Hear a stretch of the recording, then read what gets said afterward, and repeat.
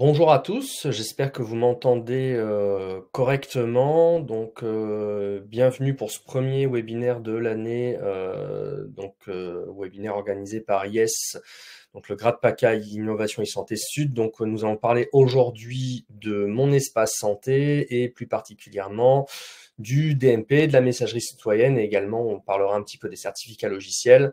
Donc c'est un webinaire aujourd'hui qui est tout couloir et donc on va rester ensemble pendant un petit moment pour discuter de ces sujets. Alors, quelques petites infos pratico-pratiques. N'hésitez pas à poser vos questions dans le chat. Donc, en principe, tout en bas à droite, vous avez une partie de chat. Donc, vous pouvez poser vos questions à ce niveau-là. J'y répondrai en fin de webinaire.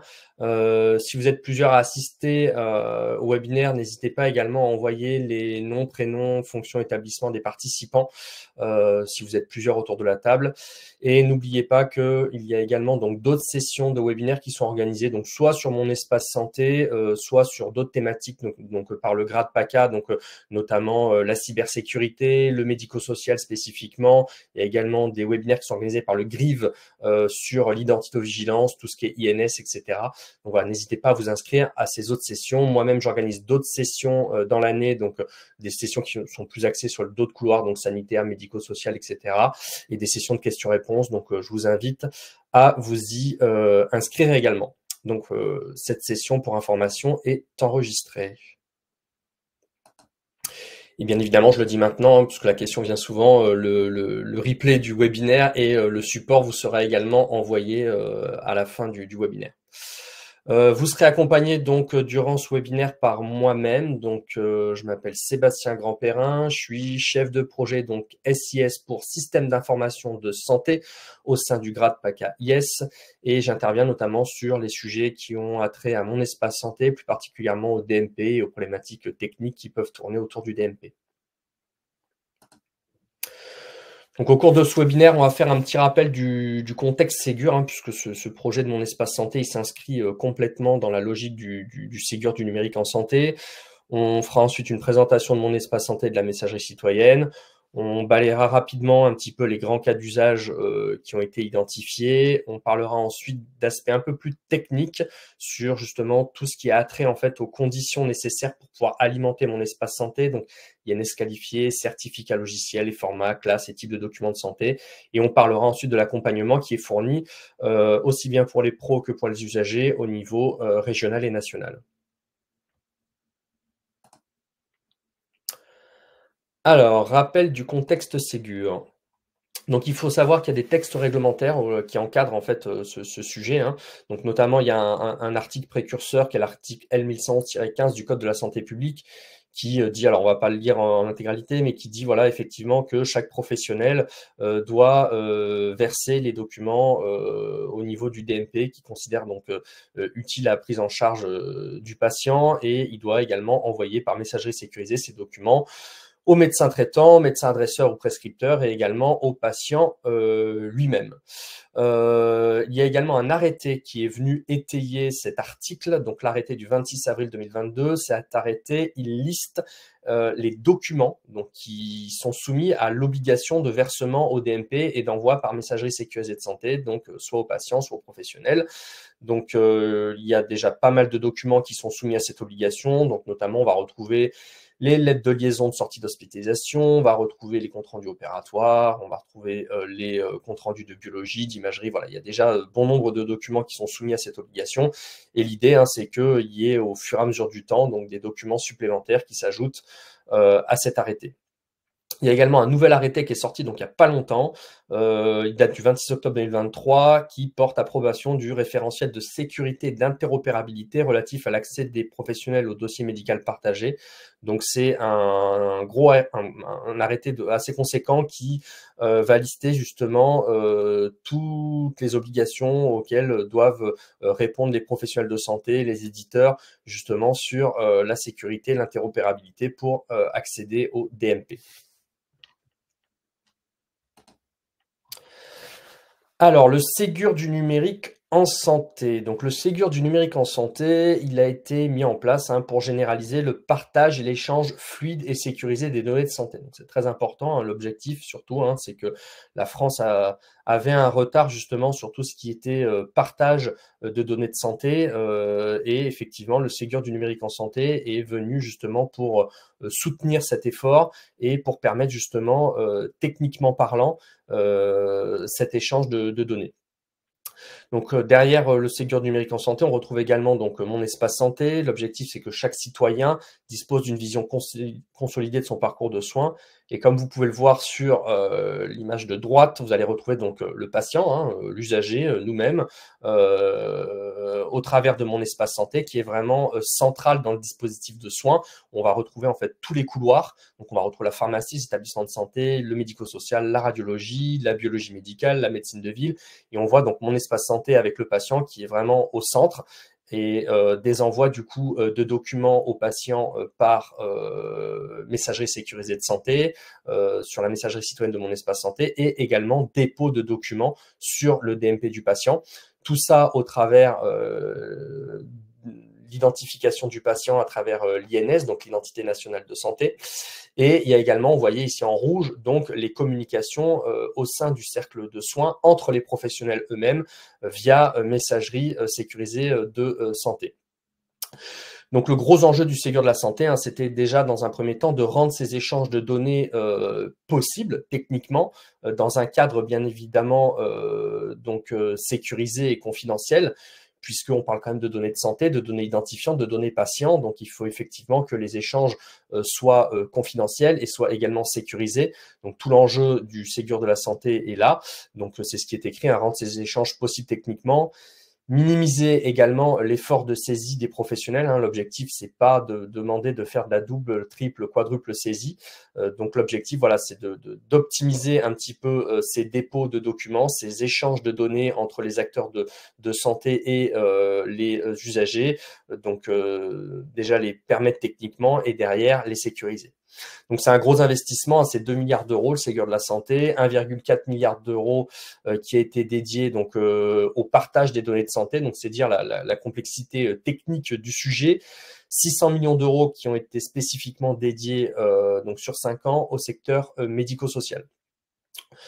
Donc tout ça est 100% financé par le plan de relance et de résilience européen.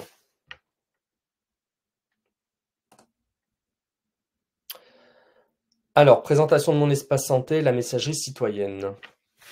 Donc, il faut savoir que Mon espace santé, c'est un service public numérique universel. Donc, ça a vraiment été pensé pour être la plateforme à disposition des usagers pour qu'ils puissent justement accéder à la sphère numérique de confiance en tant qu'usagers.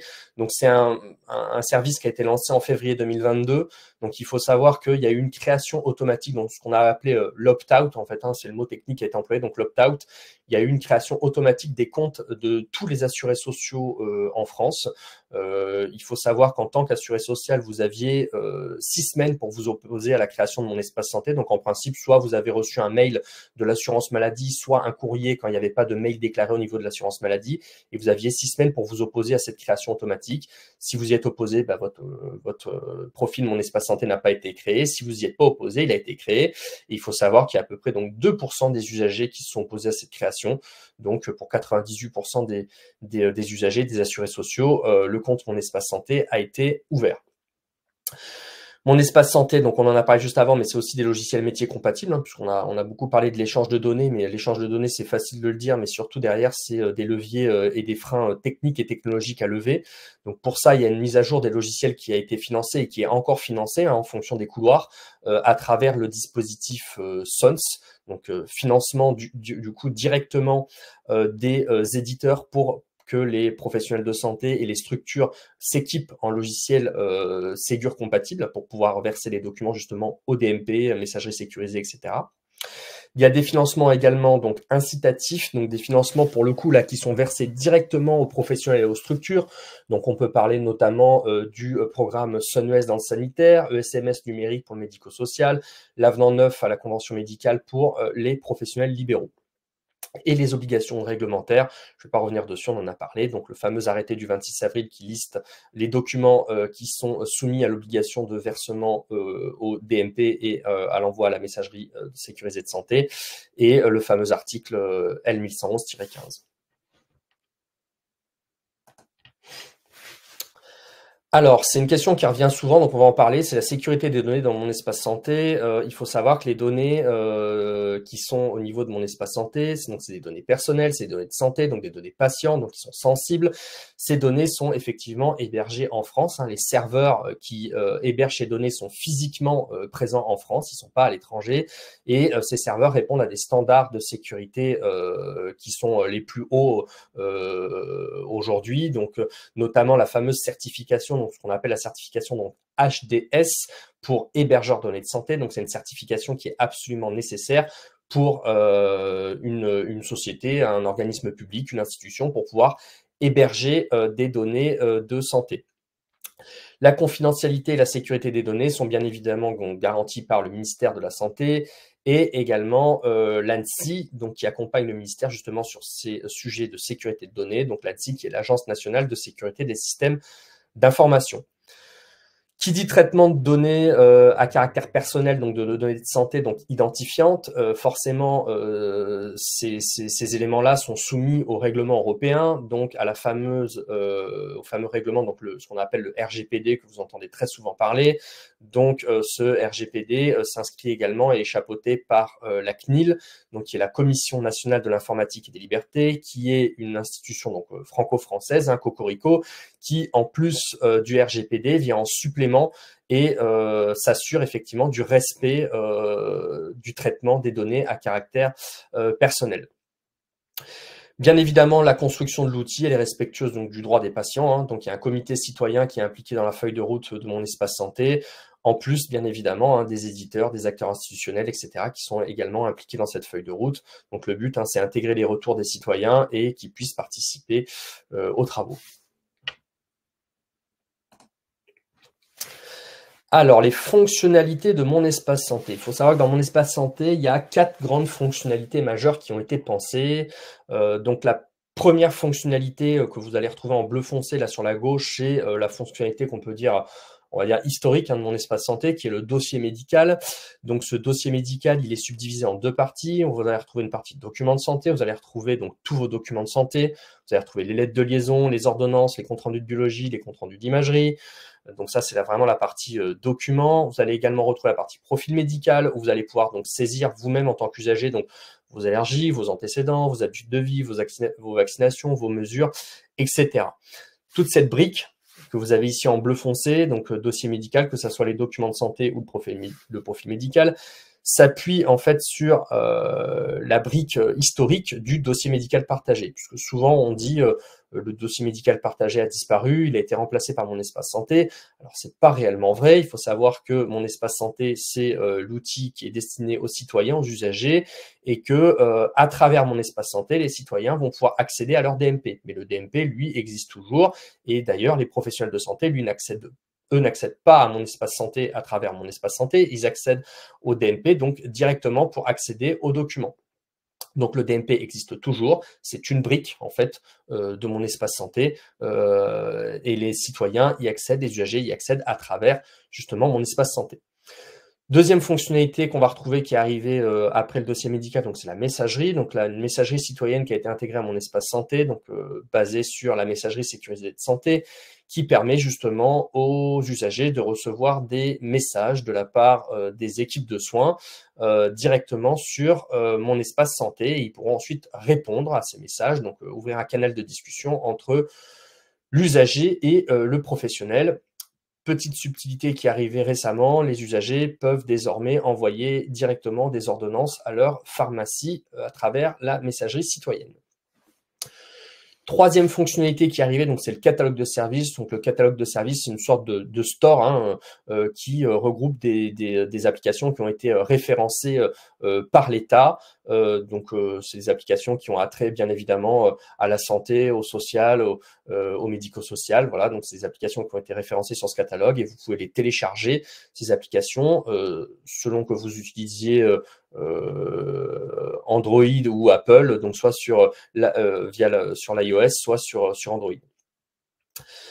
Et une fonctionnalité donc qui devrait arriver prochainement, c'est ce qu'on appelle donc l'agenda. Le but de l'agenda, c'est d'agréger un petit peu tous les événements liés au parcours de soins de l'usager dans un agenda, donc avec notamment, ça peut être les rappels de vaccination, ça peut être également les rendez-vous que vous avez pris sur des plateformes de prise de rendez-vous, style Doctolib, etc. Voilà, donc ça, c'est une fonctionnalité qui devrait arriver en principe cette année et qui n'est pas encore présente. Donc à date, vous avez les 3 fonctionnalités que sont le dossier médical, la messagerie et le catalogue de services.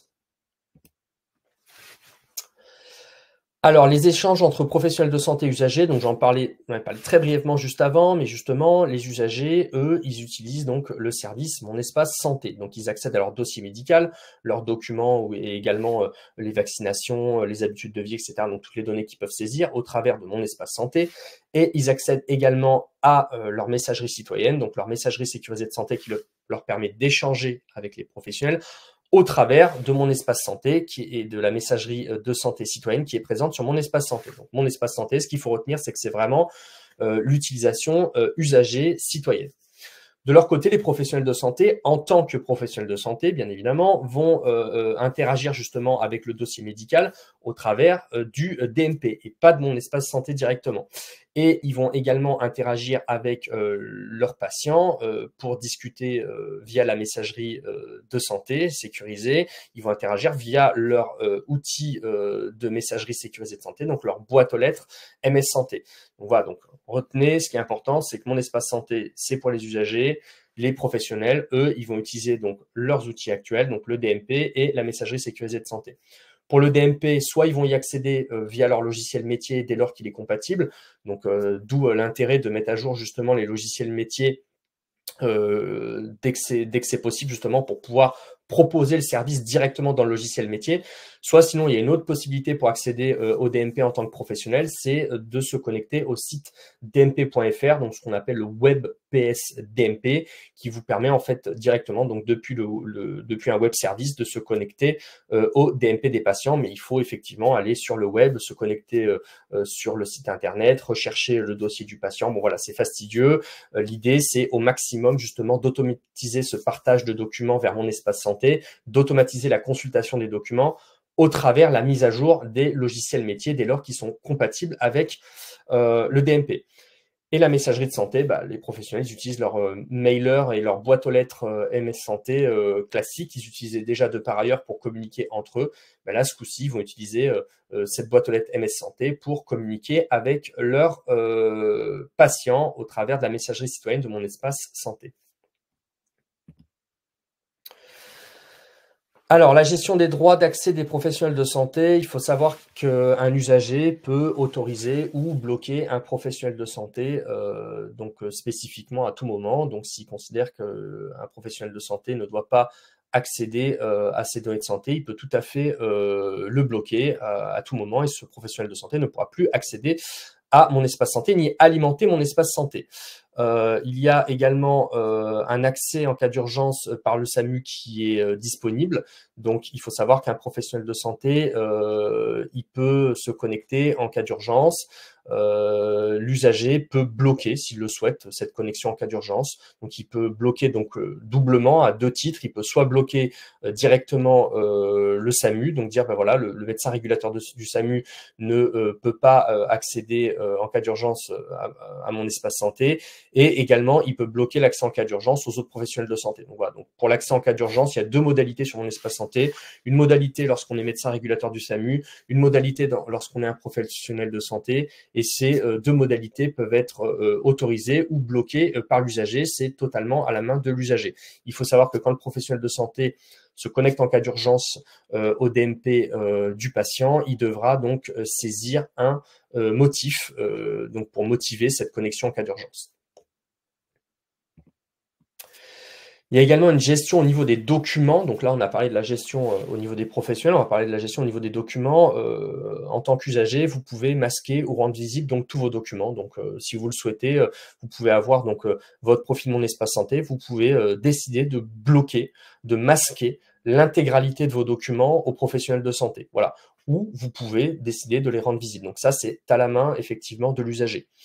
Si vous avez décidé de rendre visibles vos documents, vous pouvez spécifiquement, par exemple, en masquer certains. Donc, si vous considérez que un document est sensible et que ce document-là, vous ne souhaitez pas le partager potentiellement avec les professionnels de santé, ben, vous pouvez tout à fait le masquer et il sera donc masqué à la vue des professionnels de santé.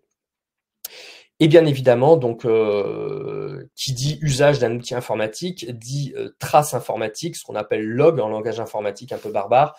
Donc, il faut savoir que toutes les traces, donc toutes les actions utilisateurs, donc que ce soit les vôtres ou que ce soit également celles des professionnels de santé, sont tracées et sont accessibles par l'usager. Donc voilà, donc l'usager, il peut accéder à tout moment à toutes les actions qui ont été réalisées par les professionnels au niveau de son DMP, que ça soit de l'alimentation de documents ou de la consultation de documents.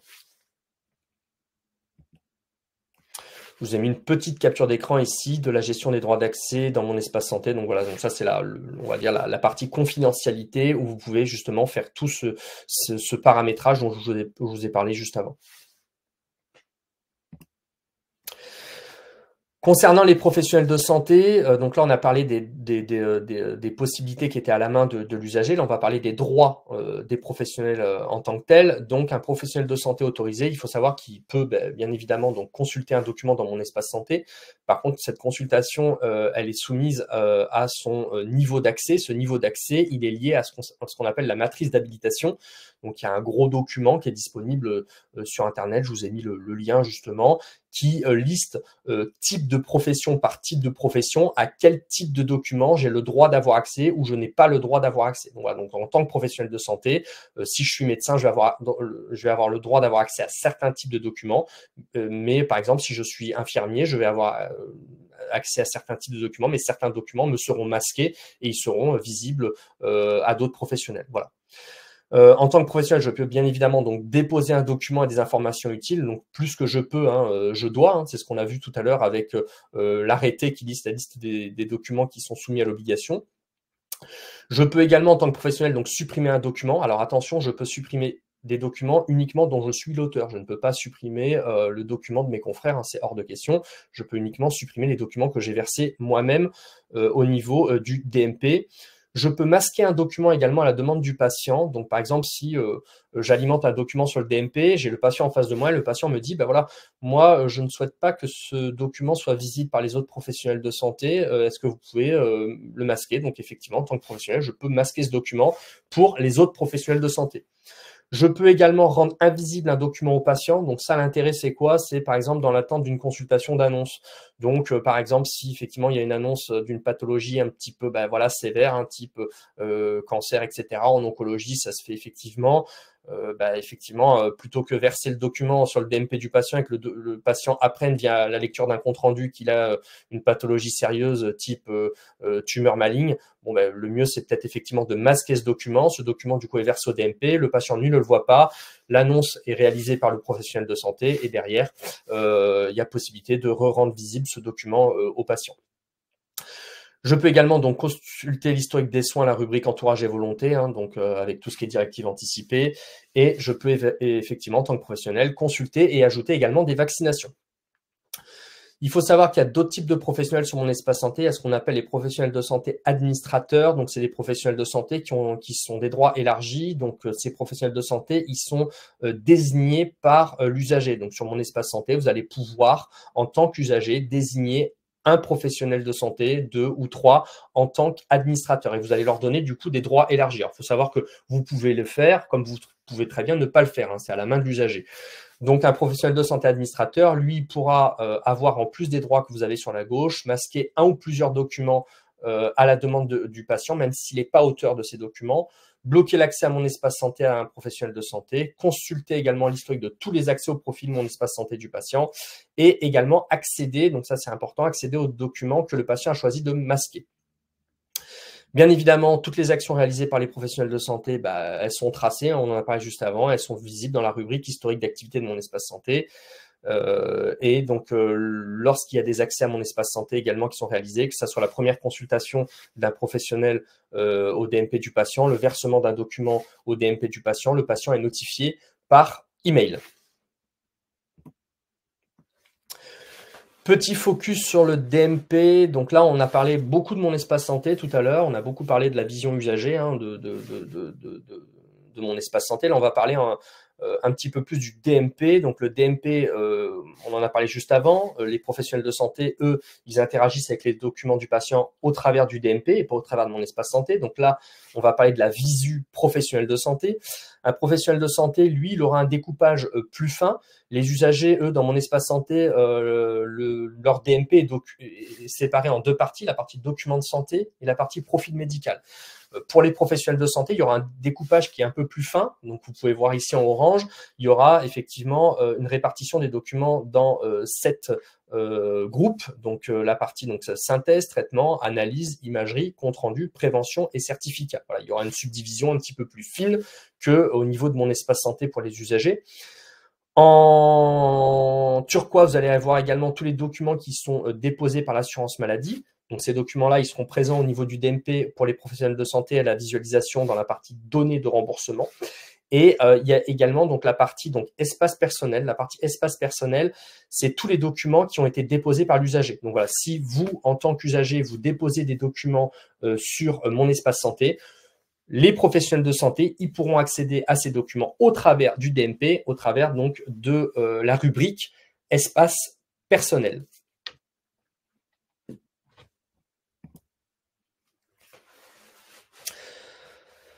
Un petit focus maintenant sur la messagerie de santé citoyenne de mon espace santé. Donc la messagerie de santé citoyenne qui est présente sur mon espace santé, donc c'est une messagerie donc qui est sécurisée, donc qui est au sein de ce qu'on appelle de l'espace de confiance MS Santé pour messagerie sécurisée de santé. Ça permet l'envoi à la réception de pièces jointes. Bon, somme toute, hein, c'est un mailer tout à fait classique, à la différence près que ces boîtes mail-là et ce mailer-là est chiffré et sécurisé. C'est-à-dire que les échanges de données sont chiffrés et confidentiels, à la différence de boîtes classiques et conventionnelles, style Outlook ou Gmail. Donc voilà, donc l'idée, c'est vraiment que les échanges de données aujourd'hui entre les patients et les professionnels, s'il y a un échange et une communication qui doit être faite, qu'elle soit plus faite via des boîtes mail conventionnelles et classiques, mais via ces boîtes aux lettres sécurisées. Pour échanger, un patient doit avoir un profil Mon Espace Santé ouvert, donc ça c'est important à savoir, pour échanger avec les professionnels de santé, donc pour recevoir un message.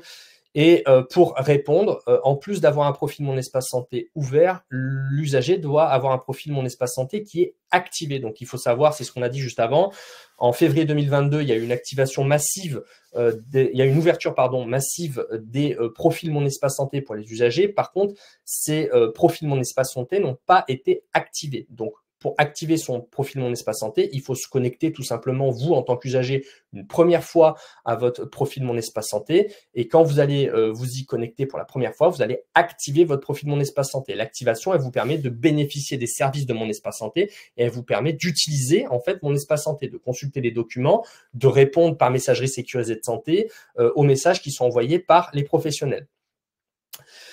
Si le profil Mon Espace Santé de l'usager est fermé, donc il n'a pas souhaité l'ouvrir ou il l'a fermé a posteriori, il faut savoir que le professionnel, lui, de son côté, il reçoit un message retour automatique, lui, signalant que le profil de l'usager est fermé.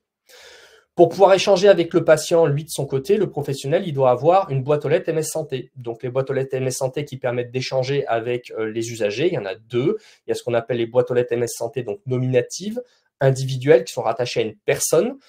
Et également les boîtes aux lettres MS Santé organisationnelles, ce qu'on appelle d'équipes, qui sont rattachées par exemple à un service type cardiologie@hopitalx.mssanté.fr. Les règles de fonctionnement, donc c'est très important, ça à noter. Un patient ne peut pas contacter un professionnel de santé de son propre chef. C'est pas possible. C'est-à-dire qu'un patient ne peut pas, de sa propre initiative, aller sur Mon Espace Santé, chercher un professionnel de santé et ouvrir un canal de discussion avec lui. C'est impossible. Le patient peut seulement répondre, c'est-à-dire que c'est à l'initiative du professionnel de santé que le canal de discussion est ouvert. Donc, c'est lui qui envoie un premier message au travers d'une messagerie nominative individuelle ou organisationnelle. Et derrière, l'usager peut répondre, mais il ne peut pas donc ouvrir lui-même ce canal de discussion en tant qu'usager. Il y a une petite exception qui a été faite pour les pharmacies. Aujourd'hui, les pharmacies peuvent être contactées directement par les patients. Donc ça, c'était une demande du couloir officine, du couloir pharmacie, pour que les patients puissent envoyer de leur propre initiative leurs ordonnances en pièce jointe par messagerie sécurisée de santé aux pharmacies. Voilà, donc c'est la petite exception qui a été faite à la règle dont j'ai parlé juste avant. Donc effectivement, en tant qu'usager, vous ne pouvez pas contacter directement un professionnel de santé, sauf les pharmacies, où effectivement, là, vous allez pouvoir envoyer vos ordonnances. Qui dit ouverture de canal de discussion à l'initiative du professionnel de santé, dit logiquement que le professionnel de santé également peut mettre fin à tout moment aux échanges avec le patient. Pour ce faire, il faut juste qu'il envoie un message au patient via la conversation avec le mot fin entrecroché, ce qui clôt la discussion. Et les documents reçus via la messagerie de santé de Mon Espace Santé peuvent effectivement être directement enregistrés dans le dossier médical par l'usager. Donc, par exemple, si vous recevez un document par messagerie sécurisée sur votre messagerie citoyenne, vous pouvez ensuite prendre ce document et le verser sur votre DMP pour le partager avec les professionnels de santé. Pour écrire aux usagers, il faut également utiliser donc une adresse, bien évidemment, puisqu'on parle d'une boîte aux lettres. Donc, qui dit boîte aux lettres MS Santé dit derrière adresse pour pouvoir écrire aux usagers. Donc, les adresses MS Santé des usagers, c'est tout simple. Elles sont toujours, on va dire, formées de la même manière sous un modèle unique. Donc, il y a ce qu'on appelle donc le matricule INS. Donc, une adresse MS Santé d'un patient, c'est matriculeins@patient.mssanté.fr. Toujours le même format. La seule chose qui change, bien évidemment, c'est le matricule, puisqu'il est propre et unique à chaque individu. Pour trouver le matricule INS de l'usager et pouvoir échanger avec lui, du côté professionnel de santé, vous pouvez retrouver ce matricule en faisant appel au téléservice INSI ou dans le dossier patient du logiciel métier dès lors qu'il est compatible. Donc là, effectivement, si vous avez un logiciel métier qui est compatible, vous allez pouvoir récupérer l'INS du patient et donc par voie de fait son adresse de messagerie. Vous pouvez également retrouver cette adresse au niveau de la synthèse du profil médical si l'usager a décidé de la partager dans ses documents. Du côté usager, où trouver votre adresse MS Santé si vous souhaitez la communiquer. Donc, vous pouvez la trouver sur Mon Espace Santé, dans la rubrique Messagerie de santé, tout simplement. Et vous allez la trouver tout en haut. Là, je vous l'ai encadré en rose. Vous allez tout en haut, vous allez retrouver votre matricule INS @patient.mssanté.fr. Voilà, je vous ai mis une petite photo de la messagerie de santé citoyenne dans Mon Espace Santé. Donc, vous avez vu, c'est un mailer classique. Vous mettez un sujet du message, vous pouvez ajouter des documents.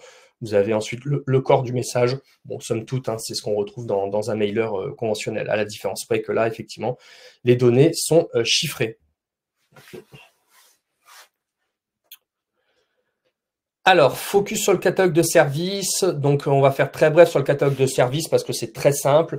C'est effectivement une liste d'applications qui ont été référencées par l'État. Donc, c'est des applications. Donc, les applications, il faut savoir, les éditeurs qui souhaitent faire référencer une application, il y a un cahier des charges qui est à remplir. Donc, il y a à peu près une centaine de critères dans ce cahier des charges à couvrir pour pouvoir être référencé sur ce catalogue de services.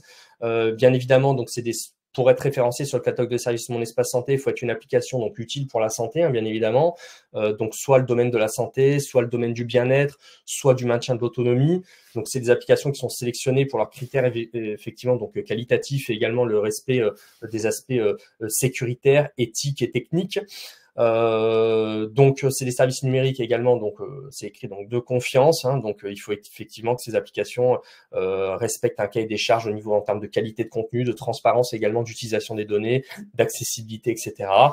Et une fonctionnalité qui va arriver bientôt, c'est le partage effectivement d'informations de santé entre ces applications et Mon Espace Santé. Et donc ça, effectivement, l'usager choisira les services qu'il souhaite synchroniser, choisira également les informations qu'il souhaite partager. C'est ce que j'étaye un petit peu plus dans cette diapositive. Donc, l'ouverture des échanges de données pour permettre aux usagers de mieux gérer et de sécuriser leur parcours de soins et leurs données de santé. Donc, effectivement, les applications référencées sur Mon Espace Santé jusqu'alors ne pouvaient pas échanger de données avec mon espace santé. C'est quelque chose qui est en train d'évoluer. Effectivement, les applications référencées sur le catalogue de services vont pouvoir échanger des données. Alors attention, pour pouvoir échanger des données, ces applications vont devoir répondre à un cahier des charges supplémentaire en plus du référencement. C'est-à-dire déjà le référencement, il y a une centaine de critères à respecter. Ben là, on va aller plus loin. Il y a encore plus de critères à respecter pour pouvoir échanger des données. Et les premières données qui ont été choisies pour être échangeables, c'est tout ce qui est mesure, donc par exemple glycémie, poids, taille, etc., les documents et également l'agenda. Donc, pour pouvoir échanger les données, ces applications elles devront bien évidemment avoir un avis favorable de la commission de référencement pour un échange de données de santé avec des finalités bien précises. Elles devront réussir les tests de raccordement technique et elles devront bien évidemment obtenir le consentement du patient aux échanges de données. Donc, il est absolument hors de question qu'une application échange des données de santé avec mon espace santé sans le consentement et l'autorisation expresse de l'usager. Voilà, donc il est hors de question qu'une application aille pomper des données sur mon espace santé sans l'accord de l'usager. On est bien d'accord. Et bien évidemment, tout ça est chapeauté par l'ANSSI, l'Agence nationale de sécurité des systèmes d'information. Petite photo du catalogue de services. À date, il faut savoir qu'il y a à peu près, je crois, aux dernières nouvelles, je crois qu'il y avait 25 applications, à peu près, entre 25-30 applications. Alors ça évolue, hein, il y en a de plus en plus qui se référencent, hein, donc cette liste d'applications est vouée à évoluer. Alors, mon espace santé, messagerie de santé citoyenne, les cas d'usage. Alors, je vais faire bref sur les cas d'usage. Hein. J'en étaye un peu plus quand je fais des webinaires qui sont spécifiques à un couloir et dédiés à un couloir. Là, je vais parler des 3 grands cas d'usage qui ont été identifiés de manière macro pour mon espace santé. Donc, il y a un premier cas d'usage qui est ce qu'on appelle un cas d'usage administratif ou relatif à la prise en charge du patient, à la qualité de la prise en charge. Il y a un autre grand cas d'usage qui est ce qu'on appelle le suivi médical entre professionnels de santé et patients. Et un dernier cas d'usage qui est la transmission des documents de sortie. Donc, les 2 premiers grands cas d'usage, que ce soit la partie administrative ou relatif à la qualité de la prise en charge ou suivi médical entre professionnels de santé et patients, tout ça, c'est basé et ça repose effectivement sur l'ouverture d'un canal de discussion entre le patient et l'équipe de soins, avec échange de mails avec ou sans pièce jointe via la messagerie sécurisée de santé. Donc justement, ça permet d'envoyer des messages par messagerie sécurisée de santé, donc au patient sur sa messagerie citoyenne pour pouvoir échanger avec lui.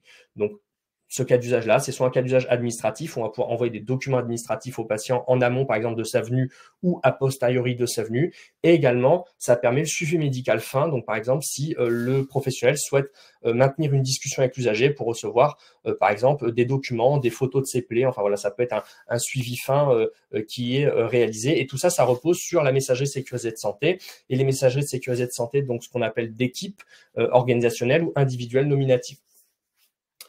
La transmission des documents de sortie, ça repose effectivement sur des envois automatiques. Donc l'idée, c'est que ça se fasse en routine via vos logiciels métiers dès lors qu'ils sont compatibles. Donc ça se fait par mail, donc sur la messagerie de santé depuis les boîtes aux lettres MS Santé applicatives. Donc ça, c'est un 3e type de boîte aux lettres. Donc, au niveau des boîtes aux lettres MS Santé, il faut savoir qu'il y a 3 grands types. Il y a 2 types dont on a déjà parlé. La boîte aux lettres MS Santé organisationnelle d'équipe qui est rattachée à un service, par exemple. La boîte aux lettres MS Santé nominative individuelle rattachée à une personne, donc un médecin, par exemple. Et également, 3e type, il y a ce qu'on appelle les boîtes aux lettres MS Santé applicatives. Ces boîtes aux lettres MS Santé sont rattachées à des logiciels. Ça permet d'envoyer en automatique des messages par messagerie sécurisée de santé aux patients sur mon espace santé, sur sa messagerie citoyenne et également au médecin traitant, par exemple, ou au médecin adresseur. Voilà. Et donc ça, c'est des envois automatiques qui sont réalisés par les logiciels. Petite précision quand même, les boîtes aux lettres organisationnelles et nominatives permettent d'ouvrir un échange entre les professionnels de santé et le patient. Donc, il va y avoir possibilité de répondre et de créer justement un échange. Les boîtes aux lettres MS Santé applicatives permettent juste d'envoyer. C'est des boîtes aux lettres qui ne permettent pas de réponse et d'ouvrir de canal d'échange entre le patient et, par exemple, les professionnels de santé, puisque derrière, forcément, ce n'est pas un professionnel de santé, c'est un logiciel. Et transmission des documents de sortie, et bien évidemment, on en parle depuis tout à l'heure, mais envoie des documents sur son DMP, pareil, en automatique depuis les logiciels métiers qui sont raccordés. Tous ces cas d'usage, ils servent à quoi, hein? C'est bien évidemment pour que mon espace santé soit utilisé, hein, aussi bien par les usagers que par les professionnels. Donc, c'est ce qu'on parle un petit peu avec le Ségur. Il faut savoir que le Ségur, il y avait une première vague, hein, la vague 1 qui s'est terminée l'année dernière. Donc, la vague 1 notamment qui était donc l'alimentation du dossier médical et l'envoi de messages vers la messagerie de santé et mon espace santé par les acteurs de santé. Donc ça, c'était le gros sujet de la vague 1. C'était déjà techniquement permettre ces envois, permettre ces échanges, permettre ces alimentations, faire du chiffre et du volume également en termes d'alimentation pour que effectivement les DMP des patients soient effectivement fournis et garnis en termes de documents. Mais derrière, effectivement, il y a également la vague 2 qui arrive du Ségur cette année, qui est justement la consultation. Donc, c'est très bien d'avoir alimenté les profils des patients, c'est très bien d'avoir alimenté les DMP des patients, c'est très bien d'envoyer des documents par messagerie, mais derrière, il faut aussi que les professionnels de santé jouent le jeu et consultent également les dossiers médicaux des patients pour poursuivre les interactions. Et de leur côté, les usagers, il faut également qu'ils jouent le jeu. Donc là, c'est pour nous, hein, là je parle, c'est pour nous tous, hein, en tant que citoyens. Il faut qu'on active également nos profils Mon Espace Santé. Il faut savoir qu'aujourd'hui, qu'il y a à peu près un peu plus de 15% des profils Mon Espace Santé qui sont activés. Donc comme je vous ai dit, attention, hein, la différence entre activé et ouvert. On a tous des profils santé, Mon Espace Santé ouverts, hein, avec l'opt-out qu'il y a eu. Donc ça veut dire qu'ils peuvent être alimentés, etc., etc. Mais ils ne sont pas forcément activés. Et l'activation, elle vous permet à vous, en tant qu'usager, de pouvoir utiliser les services. Donc, je vous invite effectivement à le faire. Et tout ça hein, pour bien évidemment développer les usages de mon espace santé pour améliorer la prise en charge.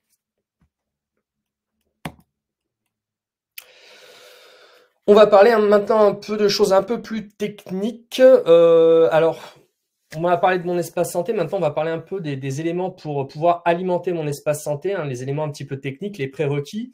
Donc, pour alimenter mon espace santé, il faut bien évidemment acquérir et mettre à jour les logiciels métiers. Donc, pour ça, il vous faut des logiciels métiers qui soient compatibles avec les versions Ségur, donc compatibles DMP et INS qualifiés, donc que ce soit vos référentiels d'identité, vos DPI, vos DUI. Mettre à jour, effectivement, si vous avez cette fonctionnalité, donc la fonction de PFI, donc qui est portée par votre DPI ou DUI, potentiellement avec la version Ségur compatible DMP et INSQ, pareil. Donc, c'est important de mettre à jour les logiciels avec les versions compatibles. Autre aspect, c'est anticiper l'authentification du personnel des admissions au téléservice NSI, parce que c'est bien beau tout ça, mais effectivement, il faut aussi qualifier les identités des patients, puisque c'est un prérequis à l'alimentation du DMP. Donc, pour ça, il faut disposer soit de carte CPX nominative ou d'un certificat serveur. Déployer une organisation en identito-vigilance, parce que l'identito, c'est pas seulement l'INS et c'est pas seulement des cartes pour pouvoir se connecter au téléservice NSI ou un certificat serveur, c'est aussi toute une organisation en identito-vigilance qui est à mettre en place au sein de l'établissement. Pour le DMP, c'est disposer de certificats de logiciels d'authentification et de certificats également de logiciels de signature. On va voir un petit peu plus bas. Mettre à jour vos documents, puisqu'il faut savoir que pour envoyer des documents au DMP, il faut également apposer donc, ce qu'on appelle le cartouche INS qui va afficher en clair toute l'identité nationale de santé du patient et également un data matrix qui est un QR code en fait qui regroupe en fait l'ensemble de cette identité. Il faut également diffuser cette INS depuis le référentiel d'identité vers les logiciels utilisateurs, donc ce sont le DPI, le DUI, la PFI, etc.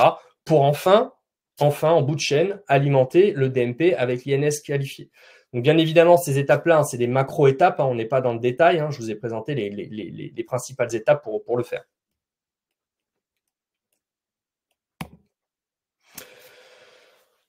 On va parler maintenant des certificats logiciels parce que c'est un sujet qui revient souvent et c'est un petit peu central. Hein, donc, retenez simplement, sans rentrer dans le détail, un certificat logiciel, c'est une carte d'identité numérique. Donc, c'est un prérequis pour pouvoir s'identifier en fait sur les services. Donc, qu'est-ce que c'est un certificat logiciel? Pour faire très simple, imaginons que vous deviez prendre l'avion. Au moment où vous allez prendre l'avion, on va vous demander de justifier de votre identité. On va vous demander une carte d'identité. Vous allez présenter votre carte d'identité et on va vérifier que c'est bien vous et que vous allez avoir le droit de monter dans l'avion. Eh bien, les certificats logiciels, c'est la même chose. Le logiciel métier va frapper à la porte du DMP, il va dire voilà, je souhaite déposer des documents. Ok, parfait, il souhaite déposer des documents, mais le DMP va dire ok, tu souhaites déposer des documents, mais qui es-tu concrètement? Et donc là, c'est là que le certificat intervient. Le certificat va authentifier la structure et dire je suis telle structure, je suis tel logiciel et je suis effectivement habilité à déposer les documents sur le DMP du patient. Voilà, donc voilà l'intérêt d'un certificat logiciel, c'est une carte d'identité numérique qui permet d'attester l'identité d'un logiciel et d'une personne morale. Les certificats logiciels, justement, sont portés par des personnes morales. Ils peuvent être, il faut le savoir, donc multi-usages. Ils peuvent être réutilisés pour d'autres aspects, donc notamment le certificat utilisé pour le DMP. Il peut être utilisé également pour l'AMS Santé, à l'exception du téléservice INSI qui demande un nommage spécifique. Et donc, pour le téléservice INSI, il faut effectivement un certificat bien spécifique. Et il faut savoir aussi, si vous ne souhaitez pas, vous n'avez pas les compétences ou vous n'avez pas forcément le temps de gérer vos certificats, vous pouvez déléguer la gestion des certificats à un tiers et notamment la déléguer à votre éditeur de logiciel. Donc, vous pouvez déclarer en tant qu'administrateur technique votre éditeur de logiciel, ce qui permettra du coup de déléguer cette gestion des certificats à votre éditeur. Voilà, si vous n'avez pas forcément la compétence, le temps ou la volonté de gérer vous-même directement vos certificats. Alors, pour alimenter le DMP, il faut savoir qu'il faut 2 certificats. Ils sont absolument nécessaires. Les deux sont nécessaires et suffisants. On ne peut pas s'en passer. Donc, il y a un certificat de signature et un certificat d'authentification. Donc, ces certificats s'appellent OrgSign, OrgAuthCli. Et donc, c'est des certificats qui sont absolument nécessaires pour pouvoir alimenter le DMP. Si vous ne les avez pas, vous ne pourrez pas alimenter le DMP. S'ils sont périmés, vous ne pourrez plus alimenter le DMP. Et on va en parler juste après. Pour alimenter appeler le téléservice INSI, c'est pareil, il faut un certificat. Donc, c'est un certificat OrgAuthCli. Alors, attention, ce certificat pour appeler le téléservice INSI, il sert si vous souhaitez appeler le téléservice via certificat serveur.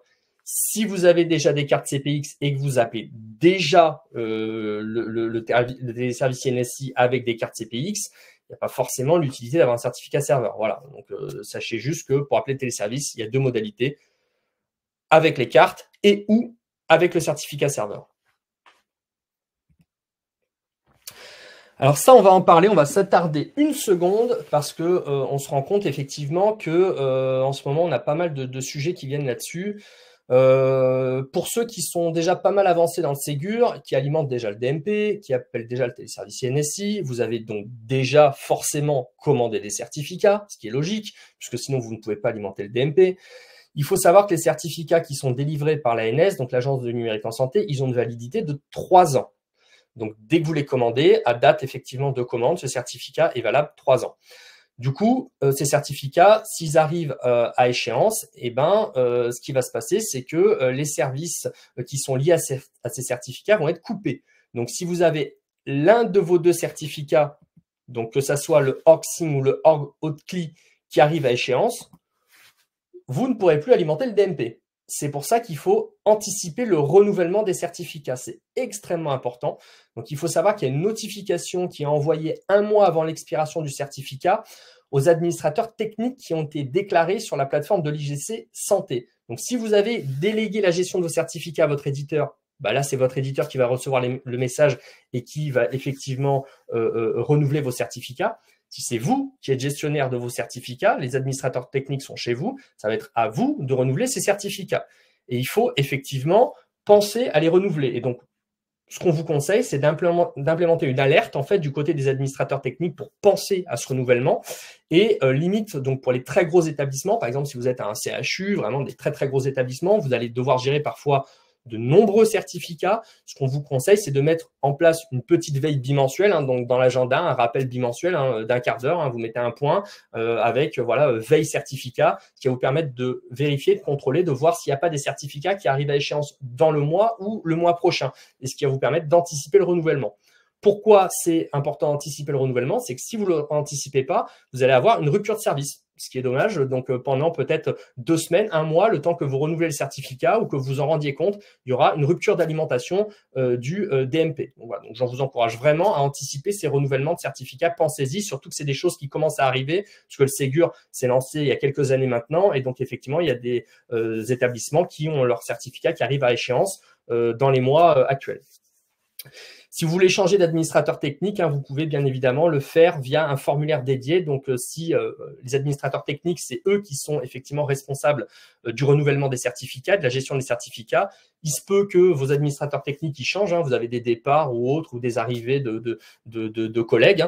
Donc, n'hésitez pas à faire ces changements et ces nouvelles déclarations d'administrateurs techniques à l'ANS pour qu'il n'y ait pas, effectivement, vous ne vous retrouviez pas embêté quand vous deviez renouveler le certificat. Vous allez vous dire, mince, c'est qui l'administrateur administrateur technique, ben mince, l'administrateur technique est parti. Et donc, effectivement, il faudra renommer un administrateur technique pour que cet administrateur puisse renouveler les certificats. Donc, n'oubliez pas de penser également à vos administrateurs techniques. Je vous ai mis une page récapitulative où il y a toutes les infos qu'on peut trouver sur le sujet des certificats sur le web, en tout cas les certificats dédiés au Ségur. Donc, il y a une page internet dédiée de l'ANS et également des guides par couloir qui sont mis à disposition, qui vous détaillent comment retirer les certificats, comment renouveler les certificats, etc., etc. N'hésitez pas à consulter ces ressources, il y a tous les détails. Un petit point sur le format des documents de santé. Donc, pour alimenter mon espace santé, il faut que les documents respectent des formats bien spécifiques. Donc, ça, c'est à la main de vos éditeurs en principe, hein, mais c'est donc le format. Donc, typiquement, un format, c'est quoi? C'est ni plus ni moins que, par exemple, sur votre ordinateur, vous allez avoir des documents au format PDF, .doc, etc. Là, le DMP, lui, il accepte des documents qui sont au format, ce qu'on appelle CDR2. Voilà, donc, vous, c'est PDF sur votre ordinateur, lui, c'est CDR2. Et donc, effectivement, les documents envoyés au DMP doivent respecter un format bien spécifique qui est soit CDR2, donc de niveau 1, ou de niveau 3. Donc, il y a deux niveaux qui sont acceptés, donc niveau 1 et niveau 3. Certains documents doivent être envoyés en format N1, d'autres doivent être envoyés en format N2. Pourquoi je vous en parle? Parce que dans le cadre du programme SONES et pour le domaine biologie, justement, il y a une petite dérogation pour la fenêtre 4 du programme SONES. Normalement, il est demandé d'envoyer des documents, donc notamment les CR d'examen de biologie en format CDR de N3. Il y a des éditeurs qui ne sont pas en capacité de fournir ce format CDR de N3 dans l'immédiat. Et donc, effectivement, vous pouvez envoyer ces CR d'examen de biologie par dérogation au format CDR de N1 et vous ne serez pas pénalisé. Petite info également, la fenêtre 4 du programme SONES, elle a été prolongée de 3 mois, hein, elle finira le 31 mars 2024. Donc voilà, donc pour ceux qui sont encore en fenêtre 4 du programme SONES, vous avez encore jusqu'au 31 mars 2024. Sachez juste que l'objectif, hein, bien évidemment, qui est attendu par les laboratoires de biologie, c'est du format CDR2N3. Hein, donc ça, c'est une demande réelle de la part des professionnels de santé.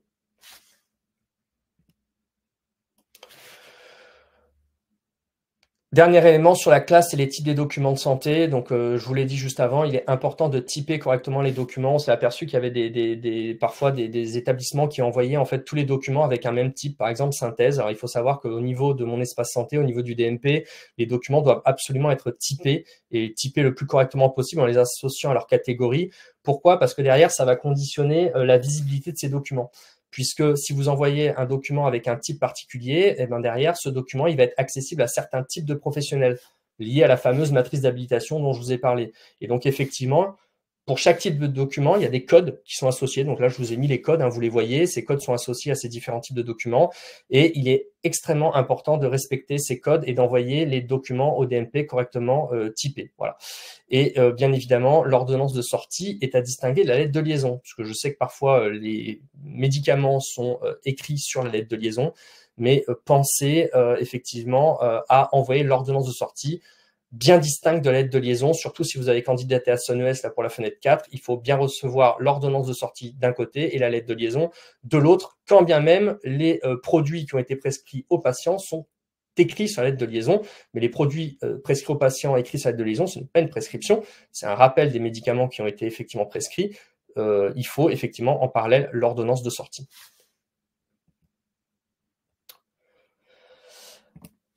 Au niveau de l'accompagnement, donc il faut savoir qu'il y a un accompagnement qui est fourni aux établissements de santé. Vous avez une boîte à outils qui est disponible en ligne. Je vous ai mis le lien. Vous avez énormément de références pour pouvoir accéder justement à différents contenus qui vont pouvoir vous aider pour déployer les usages et pouvoir vous aider dans le projet de mon espace santé.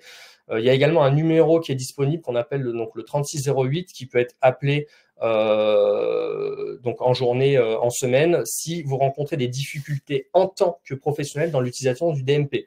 Donc, par exemple, si vous êtes un professionnel de santé, il y a des choses que vous n'arrivez pas à manipuler au niveau du DMP, que vous ne comprenez pas, vous pouvez appeler ce numéro. Donc, il y a l'assurance maladie derrière et qui vous répondra pour pouvoir vous aider, vous accompagner dans l'utilisation du DMP. Ça, c'est un numéro dédié aux professionnels.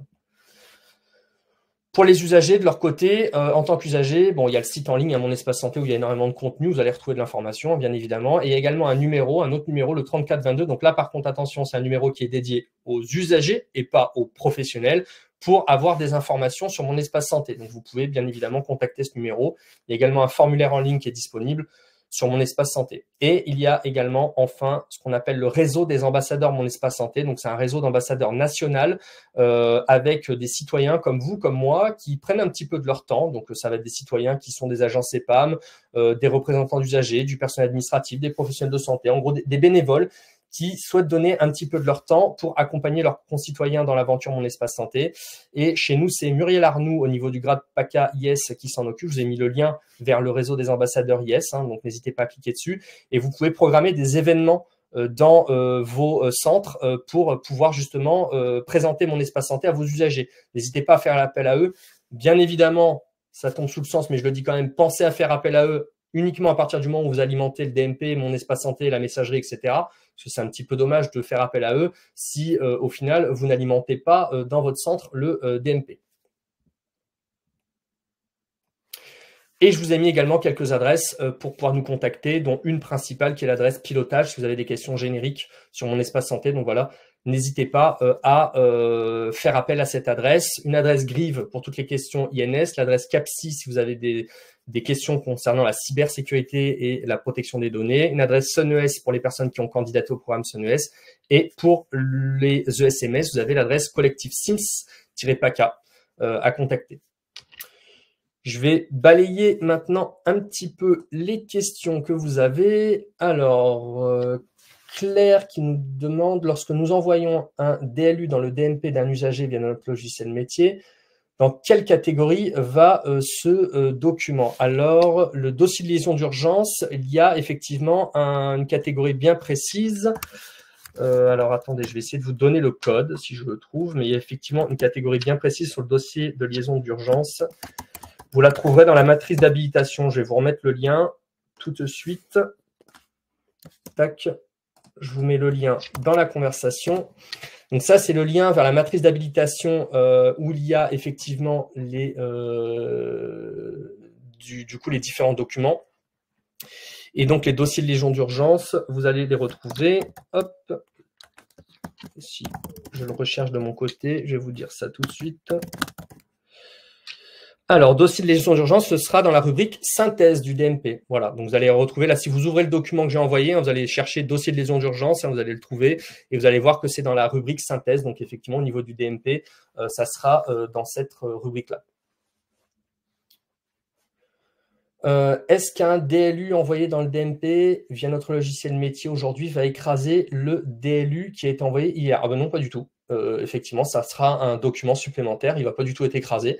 Alors attention, il y a deux notions, c'est-à-dire que si vous envoyez un document au DMP, il va être envoyé, ok. Si vous envoyez un nouveau document, ça va être un nouveau document, ça va être un document en plus qui va être envoyé au DMP.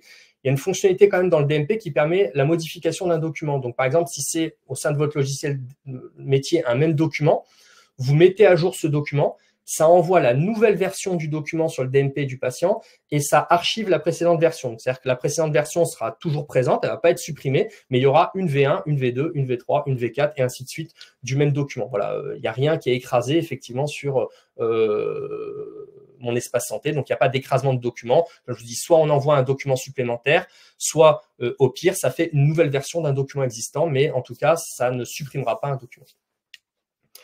Comment un professionnel du médico-social peut accéder au DMP d'un usager pour consulter les éléments nécessaires à son accompagnement en partant du fait que l'usager est d'accord? Eh bien, je vous ai envoyé justement, je vous renvoie encore une fois vers la fameuse matrice d'habilitation. Cette matrice d'habilitation, elle liste les catégories de professionnels qui sont habilités à consulter le DMP des patients. Les professionnels du médico-social ont été intégrés à cette matrice d'habilitation car avant, ils n'y étaient pas. Aujourd'hui, ils y sont, donc ils ont le droit de voir certains types de documents. Donc, voilà. Donc, dans le comment, il est vaste, c'est-à-dire que déjà, il y a un premier comment, c'est-à-dire qu'effectivement, pour pouvoir consulter le DMP des patients, en plus d'avoir leur accord, effectivement, on est bien d'accord, il faut avoir les moyens pour pouvoir s'authentifier sur le DMP. Pour s'authentifier sur le DMP, il faut soit des cartes, donc des cartes, ce qu'on appelle CPS, pour pouvoir se connecter, soit ce qu'on appelle des cartes ICPS.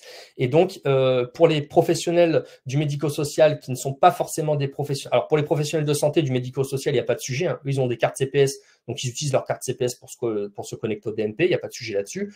Par contre, si c'est des professionnels du médico-social qui ne sont pas des professionnels de santé, notamment les coordonnateurs, là, effectivement, il faut qu'ils se référencent sur le RPPS+. Donc, en se référençant sur le RPPS+, ils pourront du coup faire une demande de carte ICPS et ils pourront consulter les documents qui sont associés à leur profession sur le DMP en se connectant grâce à leur carte ICPS. Voilà, donc j'espère avoir répondu à la question sur le sujet. Donc pour les professionnels du médico-social qui sont des professionnels de santé, eux c'est des professionnels de santé, il n'y a pas de sujet, ils utilisent leur carte CPS ou ICPS. Pour les professionnels du médico-social qui ne sont pas des professionnels de santé, eux, il faudra qu'ils s'inscrivent sur le RPPS+. Ensuite, est-il possible de trouver une page internet avec le statut des serveurs INSI? Savoir, alors là, je ne sais pas du tout. Je ne pourrais vraiment pas vous répondre. Je note la question, on reviendra vers vous, je pense. Je vais demander à ma collègue et à mes collègues qui sont spécialisés dans l'identito. Là, je n'aurai pas du tout la réponse. Rennes Chartan, sur le site de la NS, il est noté que les professionnels peuvent alimenter le DMP avec une CPE anonyme, CPE service, ok. Or, vous notez CPE nominative. Qu'en est-il des CPE de service? Alors là, j'avoue, je ne peux pas savoir, il faudrait que je regarde, effectivement, il faudrait que je me renseigne sur l'alimentation du DMP, si on peut alimenter avec des CPE de service. Là, j'avoue, je ne sais pas. J'ai pas l'info. Je vais chercher, je reviendrai vers vous. Ok, ça marche, je reviendrai vers vous. L'éditeur de logiciel a apposé les certificats logiciels sur l'instance. Nous pouvons connecter au DUI avec les CPE nominatives. Ok, mais les professionnels qui ont une carte de service ne peuvent pas s'authentifier, c'est un problème de certificat ou bien de l'éditeur de logiciel. Bah, pareil, là, c'est lié à votre question précédente, je pense, donc je vais me renseigner. Je ne sais pas du tout. Je reviendrai vers vous aussi. Les deux questions sont liées, donc il faudra effectivement que je regarde pour revenir vers vous. Dernière info, le support du webinaire sera-t-il consultable? Oui, bien évidemment, on vous enverra le support et le replay également du webinaire. Je ne sais pas si vous avez d'autres questions, n'hésitez pas, je suis à votre disposition. Alors du coup, Madame Chartan, je reviendrai vers vous hein, parce que j'ai pas les réponses à vos questions là dans l'immédiat pour ces sujets liés au CPE de service et qui sont non nominatifs. Donc je vais me renseigner et je reviendrai vers vous. Là, j'ai pas du tout l'info. Et j'ai noté également la question de Madame Bout, Claire Bout, effectivement, est-ce qu'il est possible de trouver une page internet avec le statut des serveurs CNSI? Pareil, je reviendrai vers mes collègues qui reviendront très certainement vers vous. Là, pareil, j'ai pas la réponse, je suis pas spécialiste de l'identito. J'en connais un petit peu, mais elles seront beaucoup plus à même que moi de répondre, et notamment le docteur Manuela Oliver, qui est spécialisé en identito sur le sujet pour la région PACA et même au niveau national.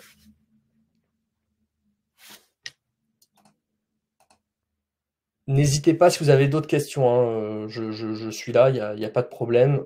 Je peux répondre à toutes les questions et si j'ai pas les réponses, hein, comme je vous dis, je les chercherai, je reviendrai vers vous, on a vos adresses mail. Hein. Dernière info, un questionnaire de satisfaction il va vous être envoyé. Donc là, ma collègue Julie Scala vous a envoyé également le lien dans le chat. Hein. Vous allez avoir un questionnaire de satisfaction. N'hésitez pas à le remplir. Hein. Nous, ça nous aide à nous améliorer et à voir s'il y a des sujets sur lesquels on n'a pas assez insisté, trop insisté ou d'autres sujets que vous souhaiteriez être traités en séance.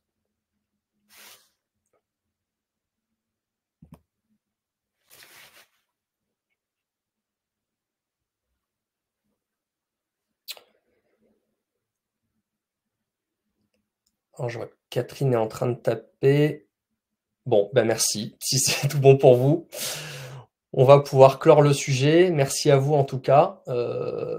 Merci à vous de participer, d'être présent. N'hésitez pas à participer aux autres webinaires également que j'organise et qui sont organisés par mes collègues. Donc je fais des webinaires spécifiques après dédiés pour les couloirs où je vais un petit peu plus dans le détail sur certains aspects. Donc voilà, n'hésitez pas à y participer. Je vous remercie et je vous souhaite une bonne journée et à la prochaine.